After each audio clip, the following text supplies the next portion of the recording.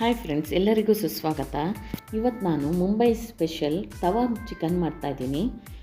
ಇದು ತುಂಬಾ ಖಾರವಾಗಿ ಟೇಸ್ಟಿಯಾಗಿರುತ್ತೆ. ಬನ್ನಿ ಆ ರೆಸಿಪಿ ಹೇಗೆ ಮಾಡೋದಂತ ನೋಡೋಣ. ನಾನಿಲ್ಲಿ ಒಂದು ತವಾ ಬಿಸಿಗಿಟ್ಟಿದ್ದೀನಿ. ಅದಕ್ಕೆ ಒಂದು 5ರಿಂದ 6 ಕಾಳು ಮೆಂತ್ಯ ಹಾಕ್ಕೊಳ್ಳೋಣ. ನಂತರ ಒಂದು 3/4 ಟೇಬಲ್ ಸ್ಪೂನ್ನಷ್ಟು ಕಾಳುಮೆಣಸು, ಹಾಗೆ ಒಂದು ಅರ್ಧ ಟೇಬಲ್ ಸ್ಪೂನ್ನಷ್ಟು ಧನಿಯಾ, 1 ಟೀ ಸ್ಪೂನ್ನಷ್ಟು ಜೀರಿಗೆ ಹಾಕ್ಕೊಳ್ಳೋಣ, ಒಂದು ಅರ್ಧ ಟೀ ಸ್ಪೂನ್ನಷ್ಟು ಸೋಂಪು. ನಂತರ ಇದಕ್ಕೆ ಒಂದು ಅನಾನಸ್ ಹೂ ಹಾಕ್ಕೊಳ್ಳಿ, ಹಾಗೆ ಒಂದು ಪೀಸ್ ಚಕ್ಕೆ, ಒಂದು 2 ಕಪ್ ಏಲಕ್ಕಿನ ಹಾಕ್ಕೊಳ್ಳೋಣ, ಒಂದು 3 ಲವಂಗ ಹಾಕ್ಕೊಳ್ಳಿ. ಇದಿಷ್ಟನ್ನು ಒಂದು 2 ನಿಮಿಷ ಮೀಡಿಯಮ್ ಫ್ಲೇಮಲ್ಲಿ ಇದನ್ನು ಫ್ರೈ ಮಾಡ್ಕೊಳ್ಳೋಣ. ತುಂಬ ಕಪ್ಪೇನಾಗೋದು ಬೇಡ, ಒಂದು 2 ನಿಮಿಷ ಫ್ರೈ ಮಾಡಿಕೊಂಡ್ರೆ ಸಾಕು. ನಂತರ ಇದಕ್ಕೆ ಕೊನೆಗೆ ನಾನಿಲ್ಲಿ 1 ಸ್ಪೂನ್ನಷ್ಟು ಕಸೂರಿ ಮೇಥಿ ಹಾಕ್ಕೊಂಡಿದ್ದೀನಿ. ಇದು ಹಾಕ್ಕೊಂಡ್ರೆ ಫ್ಲೇವರ್ ತುಂಬಾ ಚೆನ್ನಾಗಿರುತ್ತೆ. ಈಗ ಇದನ್ನು ಒಂದು ಪ್ಲೇಟ್ಗೆ ಹಾಕಿ ಇಟ್ಕೊಳ್ಳೋಣ. ಸ್ವಲ್ಪ ತಣ್ಣಗಾಗಬೇಕು ಇದು ಪೌಡ್ರ್ ಮಾಡ್ಕೊಳ್ಳೋದಕ್ಕೆ. ಸ್ವಲ್ಪ ತಣ್ಣಗಾದ್ಮೇಲೆ ಇದನ್ನು ತರ್ತರಿಯಾಗಿ ಪೌಡ್ರ್ ಮಾಡ್ಕೊಳ್ಳೋಣ. ನೋಡಿ, ಇಷ್ಟು ತರ್ತರಿಯಾಗಿ ಪೌಡ್ರ್ ಮಾಡ್ಕೊಂಡಿದ್ದೀನಿ. ಈಗ ಇನ್ನೊಂದು ಮಿಕ್ಸಿ ಜಾರ್ಗೆ 1 ಇಂಚಷ್ಟು ಶುಂಠಿ ಹಾಕ್ಕೊಳ್ಳಿ, ಹಾಗೆ ಒಂದು 10ರಿಂದ 12 ಬೆಳ್ಳುಳ್ಳಿ, ಒಂದು 3 ಹಸಿಮೆಣಸಿನ್ಕಾಯಿ ಹಾಕ್ಕೊಳ್ಳೋಣ.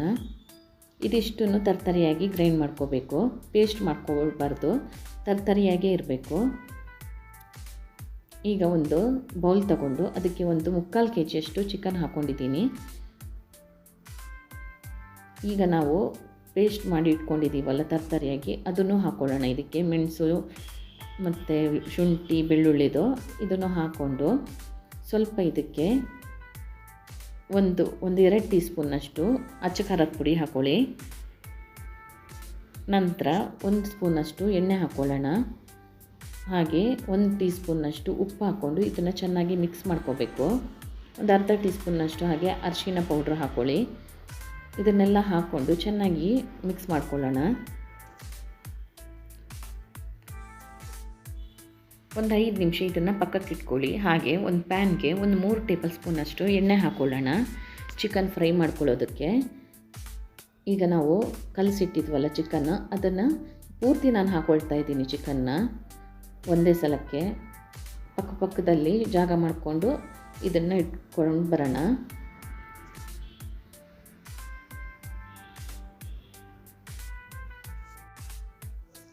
ಚಿಕನ್ ಪೀಸ್ ಎಲ್ಲ ಇಟ್ಟ ನಂತರ ಒಂದು 5 ನಿಮಿಷ ಇದನ್ನು ಏನು ಸೌಟು ಎಲ್ಲ ಹಾಕಬಾರ್ದು. ನಂತರ ಒಂದು 5 ನಿಮಿಷದ ನಂತರ ಕೆಳಗಡೆ ಪೂರ್ತಿ ಕ್ಲೀನಾಗಿ ಫ್ರೈ ಆಗುತ್ತೆ. ಅದರ ನಂತರ ಇದನ್ನು ತಿರುಗಿಸಿ ಹಾಕ್ಕೊಳ್ಳೋಣ. ತಿರುಗಿಸಿ ಹಾಕಿ ಒಂದು 5 ನಿಮಿಷ ಇದನ್ನು ಫ್ರೈ ಮಾಡ್ಕೋಬೇಕು. ಒಂದು 40% ಇದು ಚಿಕನ್ ಇದರಲ್ಲೇ ಬೇಯಬೇಕು. ನೋಡಿ, ಈಗ ಒಂದು 40% ಇದು ಬೆಂದಿದೆ. ಈಗ ಇದನ್ನು ಒಂದು ಪ್ಲೇಟ್ಗೆ ತೆಗೆದಿಟ್ಕೊಳ್ಳೋಣ. ಪೂರ್ತಿ ಚಿಕನ್ನೆಲ್ಲ ನಾನು ಈಗ ಒಂದು ಪ್ಲೇಟಲ್ಲಿ ತೆಗೆದಿಟ್ಕೊಳ್ತಾ ಇದ್ದೀನಿ. ನಂತರ ಇದೇ ಎಣ್ಣೆಗೆ ನಾವು ಒಂದು 2 ಪಲಾವಿನ ಎಲೆ ಹಾಕ್ಕೊಳ್ಳೋಣ. ಹಾಕ್ಕೊಂಡು ಒಂದು 2 ನಿಮಿಷ ಒಂಚೂರು ಫ್ರೈ ಮಾಡ್ಕೊಂಡು ನಂತರ ಒಂದು 2 ಈರುಳ್ಳಿನ ಕಟ್ ಮಾಡಿ ಹಾಕ್ಕೊಳ್ತಾ ಇದ್ದೀನಿ. ನೀವು ತಳ ತುಂಬಾ ಕಪ್ಪಾಗಿದ್ದರೆ ಸ್ವಲ್ಪ ನೀರು ಹಾಕ್ಕೊಳ್ಳಿ, ಬಿಟ್ಕೊಳ್ಳುತ್ತೆ ಎಲ್ಲ ಕರಟಿರೋದೆಲ್ಲ. ನಂತರ ಇದನ್ನು ಚೆನ್ನಾಗಿ ಫ್ರೈ ಮಾಡ್ಕೋಬೇಕು. ಹೈ ಫ್ಲೇಮಲ್ಲಿ ಇಟ್ಕೊಂಡು ಫ್ರೈ ಮಾಡ್ಕೊಳ್ಳಿ. ಈಗ ನೋಡಿ, ಒಂದು 3/4 ಭಾಗ ಈರುಳ್ಳಿ ಬೆಂದಿದೆ. ಈಗ ಇದಕ್ಕೆ ನಾವು ಒಂದು ಅರ್ಧ ಟೀ ಸ್ಪೂನ್ನಷ್ಟು ಅರಿಶಿನ ಪೌಡರ್, ಹಾಗೆ ಒಂದು ಅರ್ಧ ಟೇಬಲ್ ಸ್ಪೂನ್ನಷ್ಟು ಚಿಲ್ಲಿ ಪೌಡರ್, ಅಚ್ಚ ಖಾರದ ಪುಡಿ, ಒಂದು ಅರ್ಧ ಟೇಬಲ್ ಸ್ಪೂನ್ನಷ್ಟು ಧನಿಯಾ ಪೌಡ್ರ್ ಹಾಕೋತಾ ಇದ್ದೀನಿ. ಇದೆಲ್ಲ ಹಾಕ್ಕೊಂಡು ಚೆನ್ನಾಗಿ ಇದನ್ನು ಫ್ರೈ ಮಾಡ್ಕೊಳ್ಳೋಣ. ನಂತರ ಇದಕ್ಕೆ ನಾನಿಲ್ಲಿ 2 ಕಟ್ ಮಾಡಿರೋಂಥ ಟೊಮೊಟೊ ಹಾಕ್ಕೊಳ್ತಾ ಇದ್ದೀನಿ. ಟೊಮೊಟೊನು ಹಾಕ್ಕೊಂಡು ಚೆನ್ನಾಗಿ ಇದನ್ನು ಎಣ್ಣೆಲಿ ಫ್ರೈ ಮಾಡ್ಕೋಬೇಕು. ಟೊಮೊಟೊ ಸ್ವಲ್ಪ ಸಾಫ್ಟ್ ಆಗೋದಕ್ಕೆ ನಾನಿಲ್ಲಿ ಒಂದು ಅರ್ಧ ಟೀ ಸ್ಪೂನ್ನಷ್ಟು ಉಪ್ಪು ಹಾಕೋತಾ ಇದ್ದೀನಿ. ಚಿಕನ್ಗೂ ನಾವು 1 ಟೀ ಸ್ಪೂನಷ್ಟು ಉಪ್ಪು ಹಾಕ್ಕೊಂಡಿದ್ದೀವಿ, ನೋಡ್ಕೊಂಡು ನೀವು ಉಪ್ಪು ಹಾಕ್ಕೊಳ್ಳಿ. ಈಗ ಇದನ್ನು ಚೆನ್ನಾಗಿ ಎಣ್ಣೆಯಲ್ಲಿ ಫ್ರೈ ಮಾಡ್ಕೋಬೇಕು. ಟೊಮೊಟೊ ಪೂರ್ತಿ ಸಾಫ್ಟ್ ಆಗಬೇಕು, ಅಲ್ಲಿವರೆಗೂ ಇದನ್ನು ಫ್ರೈ ಮಾಡ್ಕೊಳ್ಳೋಣ. ನಂತರ ಇದಕ್ಕೆ ನಾನಿಲ್ಲಿ ಧನಿಯಾ ಸೊಪ್ಪಿಂದು ದಂಟು ಬರುತ್ತಲ್ಲ, ಅದು 1 ಟೇಬಲ್ ಸ್ಪೂನಷ್ಟು ಕಟ್ ಮಾಡಿ ಹಾಕ್ಕೊಳ್ತಾ ಇದ್ದೀನಿ.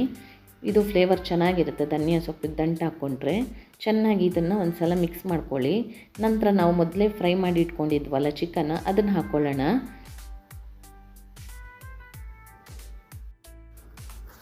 ಒಂದು 2 ನಿಮಿಷ ಇದನ್ನು ಟೊಮೆಟೊ ಜೊತೆ ಮಿಕ್ಸ್ ಆಗೋ ರೀತಿ ಫ್ರೈ ಮಾಡ್ಕೊಳ್ಳೋಣ ಚೆನ್ನಾಗಿ. ನಂತರ ಇದಕ್ಕೆ ಒಂದು ಅರ್ಧ ಕಪ್ನಷ್ಟು ನೀರು ಹಾಕಿ ಬೇಯೋದಕ್ಕೆ ಬಿಡಿ. ಮುಚ್ಚಳ ಏನು ಮುಚ್ಚೋದು ಬೇಡ, ಹಾಗೆ ಬೇಯಿಸಿ. ನೀರೆಲ್ಲ ಚೆನ್ನಾಗಿ ಡ್ರೈ ಆಗುತ್ತೆ, ಚಿಕನ್ನು ಚೆನ್ನಾಗಿ ಬೇಯುತ್ತೆ ಅಷ್ಟೊತ್ತಿಗೆ. ನಂತರ ಇದಕ್ಕೆ ನಾನಿಲ್ಲಿ 1 ಟೇಬಲ್ ಸ್ಪೂನ್ನಷ್ಟು ಬೆಣ್ಣೆ ಹಾಕೋತಾ ಇದ್ದೀನಿ. ಹಾಗೆ ಮೊದಲೇ ನಾವು ಮಾಡಿಟ್ಟಿದ್ವಲ್ಲ ತವಾ ಚಿಕನ್ ಮಸಾಲ, ಅದನ್ನು ಹಾಕ್ಕೊಳ್ಳೋಣ. ನಾನಿಲ್ಲಿ 2 ಸ್ಪೂನಷ್ಟು ಹಾಕೋತಾ ಇದ್ದೀನಿ. ಈಗ ಇದಕ್ಕೆ ಕೊನೆಗೆ ನಾವು ಸ್ವಲ್ಪ ಕೊತ್ತಂಬರಿ ಸೊಪ್ಪು ಹಾಕ್ಕೊಂಡು ಮಿಕ್ಸ್ ಮಾಡ್ಕೊಳ್ಳೋಣ. ಮುಂಬೈ ಸ್ಪೆಷಲ್ ತವಾ ಚಿಕನ್ ರೆಡಿ ಆಗುತ್ತೆ ಸರ್ವ್ ಮಾಡೋದಕ್ಕೆ. ಇದನ್ನು ನೀವು ಪೂರಿ, ಚಪಾತಿ, ರೋಟಿ ಅಥವಾ ರೈಸ್ ಜೊತೆನೂ ಚೆನ್ನಾಗಿರುತ್ತೆ. ಒಂದು ದಾಲ್ ಮಾಡಿದ್ರೆ ರೈಸ್ ಜೊತೆನೂ ಸೈಡ್ ಡಿಶ್ ಆಗಿ ಸರ್ವ್ ಮಾಡ್ಬೋದು.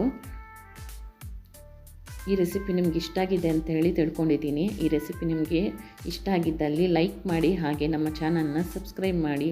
Thank you for watching.